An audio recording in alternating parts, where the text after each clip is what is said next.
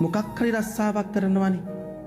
නිකමට හිතන්න රියදුරු මහත්තයෙක් bus driver කෙනෙක් තමන්ගේ රස්සාව කරන්න තමන්ට සිහින පපුවේ කොච්චර තියාගෙන ඉන්නවද?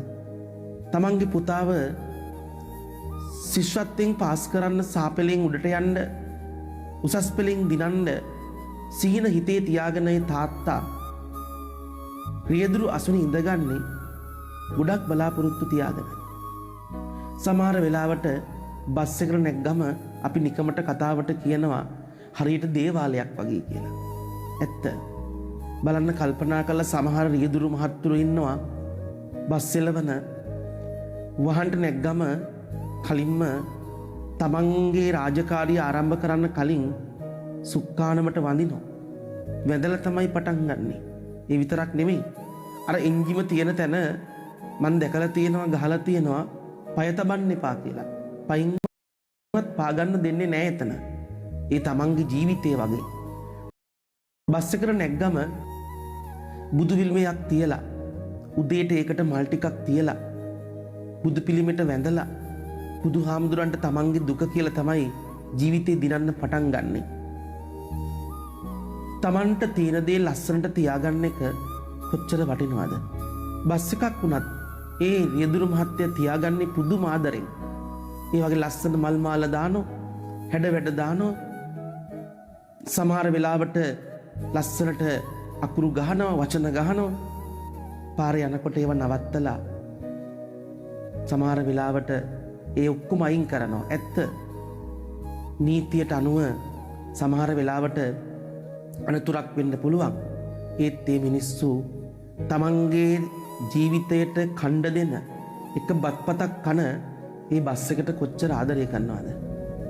සමහර රියදුරු මහත්තුරු ගෙදරින් එන්නේ ගෙදර ඉන්න තමන්ගේ දරුවට සමහර වෙලාවට කන්න ටික නැහැ.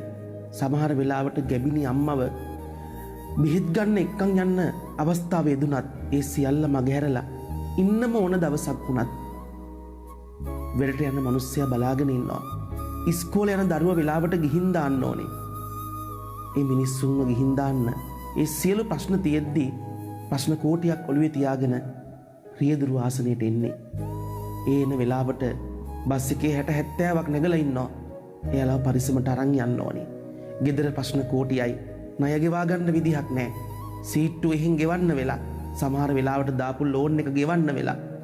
නිකමට හිතන්න රියදුරු අසුනි වාඩි වුණාම අර එල්ලලා තියෙන මල් වැල දිහා බලලා ඒ තැම්පත් කළ තියෙන බුද්ධ ප්‍රතිමාව දිහා බලලා ඒ මිනිස්යාගේ හිත සැහැල්ලු කරගන්නවා. හඳුන් කූරක් දැල්ලුවාම ඒන් එන සුවඳ, මල් ටිකක් පූජා කළාම ඒන් ලැබෙන ආධ්‍යාත්මික සුවය අර ප්‍රශ්න කෝටියක් නිවන්න පුළුවන්. ඒ ප්‍රශ්න කෝටියක් නිවාගෙන නිකමට හිතන්න ජීවිත 60 70ක් පරිස්සමට අරගෙන ගිහිල්ලා අපිට යායුත් තැන මාවතට දාන්නේ මොනතරම් ප්‍රශ්න තිබුණත් අර තියෙන සමහර වෙලාවට බස් රථයේ ඉදිරිපස තියෙන ඒ ලස්සන බුදු පිළිමේ හින්දා හිත සනසගත්ත නිසා ඒ නිසා තමයි ඒ ප්‍රශ්න වලින් ජීවිතේ දිනන්න තමයි ඒ විදිහට ඒ ආදරණීය රියදුරු මහත්තුරු තමන්ගේ රාජකාරී කරන්නේ. මට කියන්න තියෙන්නේ රියදුරු මහත්තයෙක් පාරේ යද්දී මහා පරිමාණේ වැරදි කරන මිනිස්සු සමහර වෙලාවට ප්‍රාඩෝ එකෙන් යන මොනිටෝ එකෙන් යන